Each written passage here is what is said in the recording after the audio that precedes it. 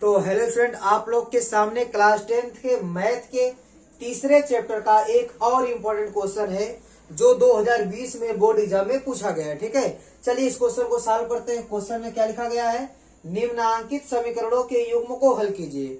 आपको एक समीकरण युग्म दिया गया है, इसको आपको हल करना है। हल करने का मतलब इन दोनों समीकरण की सहायता से आप x और y का मान ज्ञात करेंगे। तो ध्यान दीजिएगा, ठीक है, इसमें थोड़ा सा हम लोग परिवर्तन करेंगे।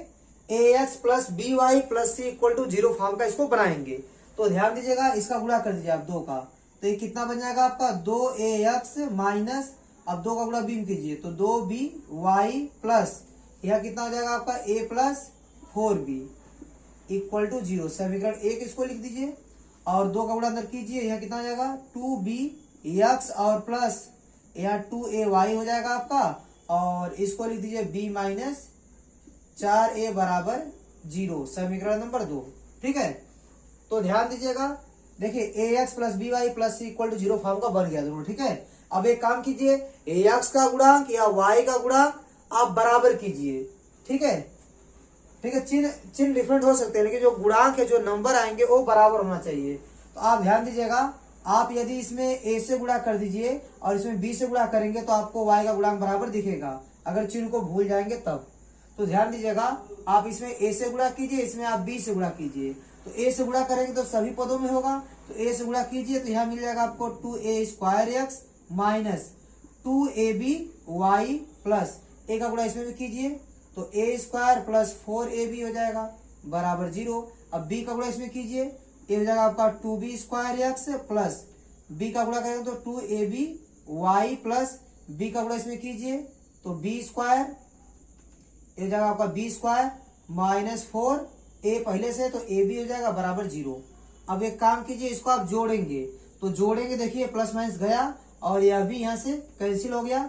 यहाँ देखिए 2a स्क्वायर एक्स, यहाँ 2b स्क्वायर एक्स है, आप इसमें से 2x कॉमन कर सकते हैं, या तो पहले लिख लीजिए 2a स्क्वायर एक्स और प्लस कितना है 2b स्क्वायर एक्स, और यहाँ कितना आपको मिलेगा a square plus b square बराबर 0 हो गया। अब यहाँ से आप कॉमन करेंगे 2x, तो आपको क्या मिलेगा a square plus b square बराबर, ये दोनों प्लस में उस साइड जाएगा तो माइनस में हो जाएंगे, minus a square minus b square. अब दोनों में से आप माइनस कॉमन कर लीजिए, दोनों प्लस में हो जाएंगे। अब देखिए जो गुणांक है गुणांक बटे में जाता है, तो x बराबर क्या आएगा माइनस, यह हो गया आपका a square plus b square, ये हो गया आपका a square plus b square.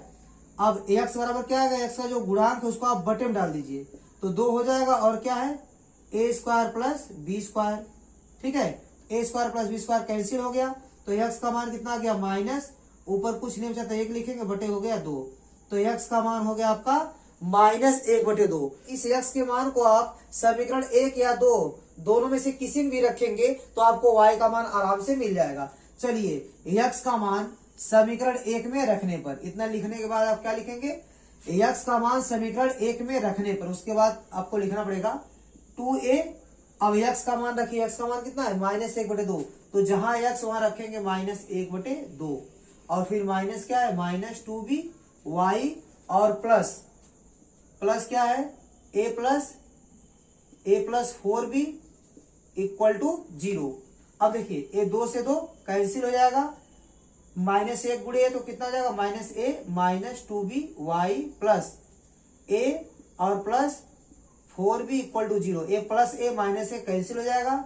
अब देखिए a हो जाएगा माइनस 2by और a प्लस 4b उस साइड जाएगा तो कितना हो जाएगा माइनस 4b हो जाएगा, और y का मान आपको क्या मिलेगा माइनस 4b बटे माइनस 2b, गुणांक जाएगा बटे में, तो y इक्वल टू क्या आ जाएगा माइनस से माइनस कैंसिल और b से b कैंसिल, 2 एक 2 और 2 दूनी 4, तो कितना बचेगा आपका 2 बचेगा। y का मान कितना आ गया 2।